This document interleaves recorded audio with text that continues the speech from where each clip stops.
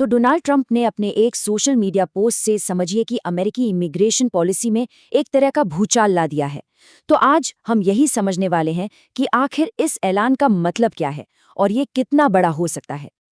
तो सबसे बड़ा सवाल जो सबके दिमाग में है वो यही है, क्या डोनाल्ड ट्रंप सच में अमेरिका में प्रवासियों की एंट्री मतलब पूरी तरह से बंद कर देंगे? चलिए इसी सवाल का जवाब ढूंढते हैं।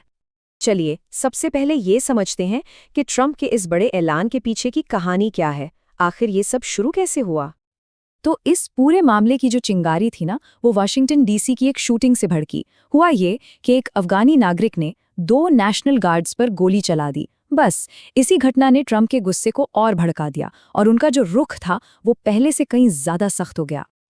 और इस घटना के फौरन बाद ही ट्रंप ने अपने ट्रूथ सोशल अकाउंट पर एक पोस्ट किया और उसमें उन्होंने बिल्कुल साफ साफ लिखा कि वो इमिग्रेशन एंड नेशनैलिटी एक्ट के सेक्शन 212F का इस्तेमाल करेंगे और इसके जरिए वो प्रवासियों की एंट्री पर रोक लगा देंगे।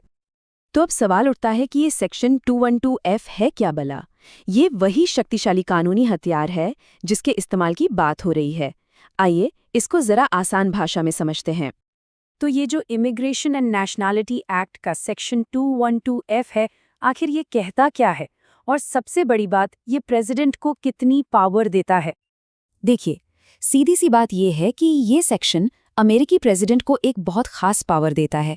इसके तहत प्रेसिडेंट किसी भी ऐसे नॉन सिटीजन की एंट्री रोक सकते हैं जिसे वो देश के लिए मतलब देश के हितों के लिए एक खतरा मानते हों। और जानते हैं सबसे हैरान करने वाली बात क्या है? प्रेसिडेंट इस पावर का इस्तेमाल तब तक कर सकते हैं जब तक उन्हें ठीक लगे। मतलब इस पे कोई टाइम लिमिट नहीं है, कोई तय समय सीमा नहीं। अच्छा, अब आगे बढ़ते हैं।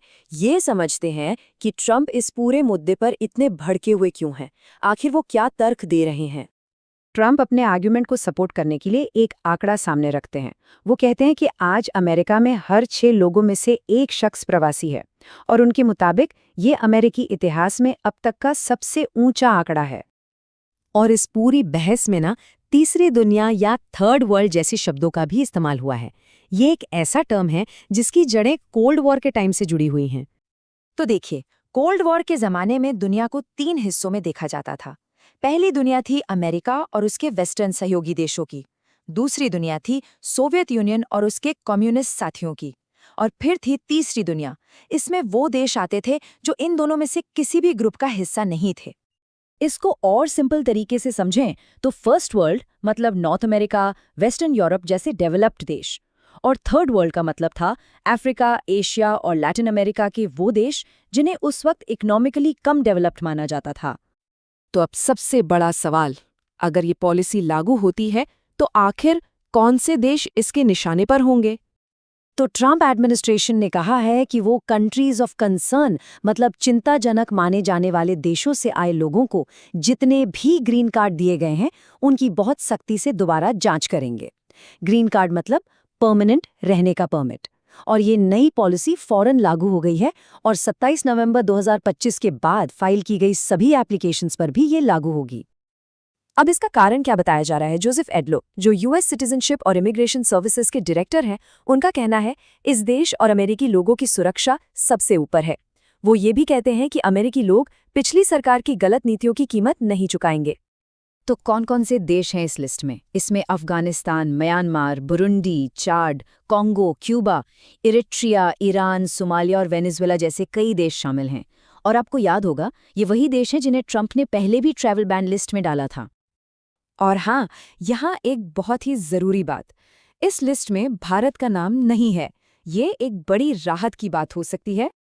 तो चलिए अब आखिर में ये देखते हैं कि इस पूरे मामले में आगे क्या हो सकता है।